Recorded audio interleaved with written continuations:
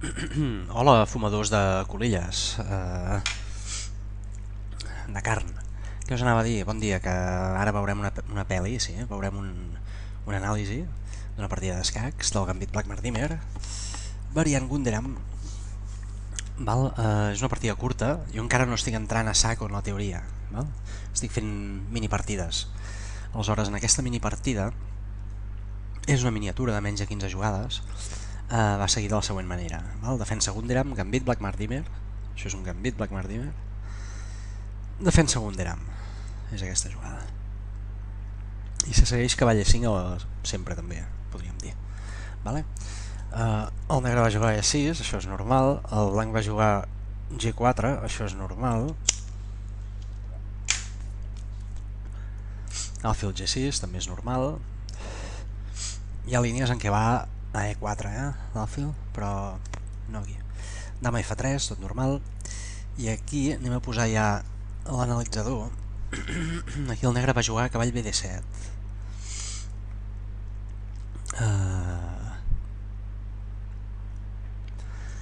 Bueno, és més normal C6, vale? Cavall BD7.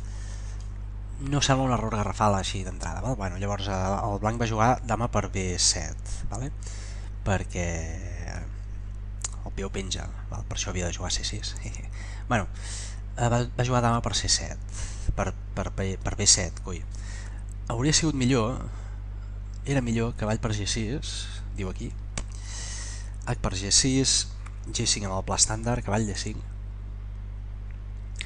cavall per D5, E per D5. Aquí el blanc ja podria menjar-se el peó i recuperar el material, però alfil F4, C6 permetent que defensi,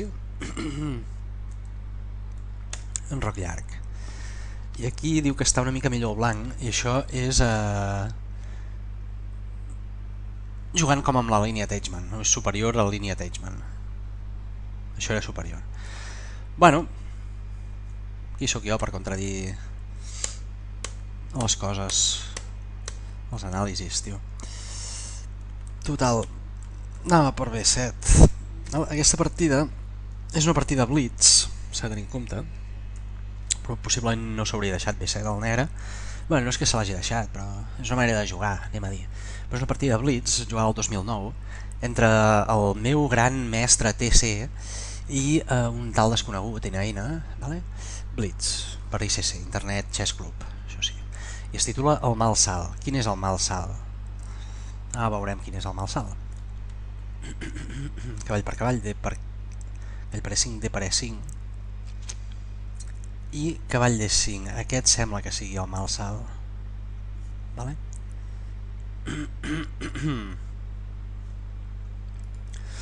Cavall D5 seguiria dama C6.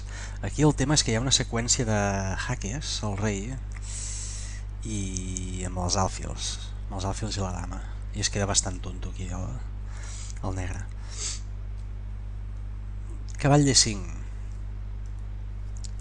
Millor hauria sigut jugar cavall D7, encara que sembli mentida. Se podria haver seguit alfil E3 perquè aquest jaque s'ha de tapar d'alguna manera.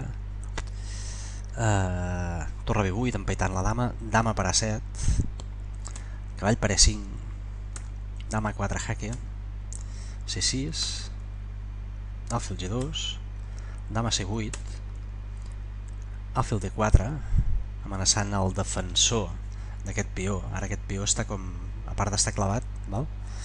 Hi ha una tàctica xula aquí, no?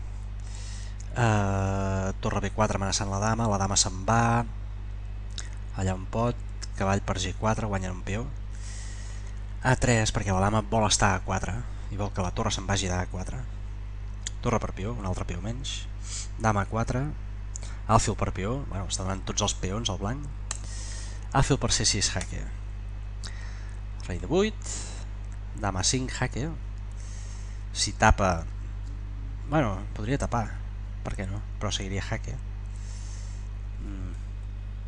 Què passaria si tapés? És que va tapar. Va. Dama C7, dama per C7, rei per C7 i alfil F3. I aquí infinit igual, això vol dir compensació. Fixem-nos que està més o menys igualat, pràcticament igualat, a la valoració de la màquina, i està clar que el negre té 2 peons de més i les peces estan igual. És només que el negre té 2 peons de més. Ara bé, el negre, aquest cavall està amenaçat, l'hauria de retirar en algun moment. I després aquí hi ha una descoberta que no està mal, vale? Cavall jaque, peó per cavall i alfil per torre, i guanyes la qualitat. Qualitat, 2 punts, 2 peons, 0, bueno, tot quadra com un puzzle sideral. Incertesa, vale? Però no va seguir així, no va seguir amb cavall d7, que és una... no és massa natural, tot i que, clar, si dius cavall d5, si la descartes, llavors la següent és cavall d7, perquè tornar a casa és molt trist. Menjar-te el peó no és gaire recomanable, no? Entres amb aquesta seqüència que us deia de jaques, jaque, jaque, jaque, rei d7, alfil d5, acabes o bé amb mat, però jugant òptim acabes el blanc acaba donant un jaque al rei i menjant-se el cavall, que està desprotegit. Bueno, no és aquest el tema. Cavall d5, dama c6 jaque, rei e7, òbviament si tapes amb dama és dama per torre, rei c7, alfil c4, molt bé, i cavall per c3. Vale. Què hauria passat aquí si hagués jugat una xorrada al negre? Cavall per d5 jaque, peó per d5,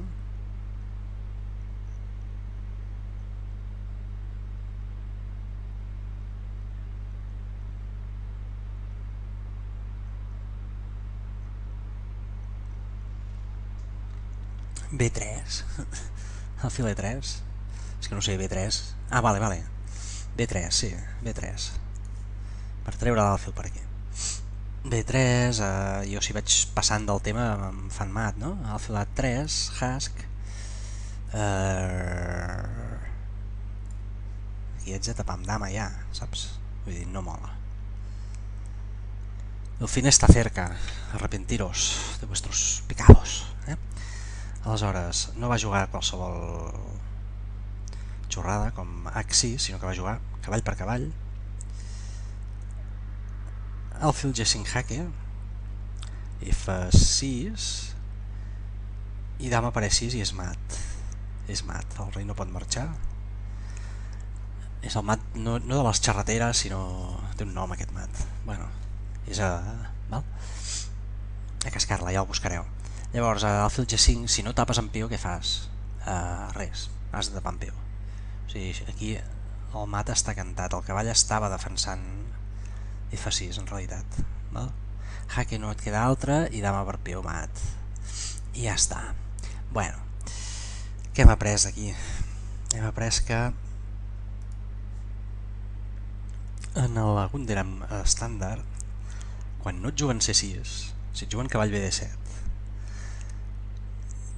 pots menjar-te aquest peó i pots guanyar la partida, però encara seria millor en principi jugar cavall per g6. Anem a dir per g6, g5, cavall d5, cavall per cavall, peó per cavall, alfil f4. Suposo que d'alguna manera també aguantant aquest peó ara, bueno, no sé, c6 en roc llarg i jugar a partir d'aquí. Bueno, home, sí, sembla que estigui millor el blanc, l'únic que té un peó de menys. I el negre, val, està molt malament, però mira, té la columna té una torre, la torre té una columna. Vale. I si sudes i vols menjar f7, aquesta no és bona i es castiga. Jaque, es castiga i es castiga. O sigui, no és bona cavall d5, el mal salt, és el mal salt, aquest és el mal salt. Vale, pues a cascar-la. Adéu!